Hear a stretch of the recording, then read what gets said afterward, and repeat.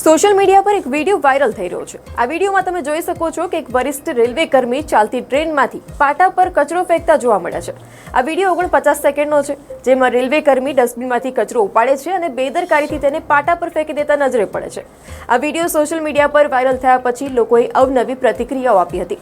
જો કે video viral થયો અને ત્યારબાદ રેલવે તાત્કાલિક અધિકારી સામે કાર્યવાહી પણ કરી। રેલવેએ જણાવ્યું હતું કે અધિકારીને 27 ફેબ્રુઆરીએ હટાવવામાં આવ્યા હતા। આ ઘટના પણ 27 ફેબ્રુઆરીની બની હતી। રેલવે મંત્રાલયે સોશિયલ મીડિયા પ્લેટફોર્મ એક્સ પર પોસ્ટ કરીને આ માહિતી આપી હતી।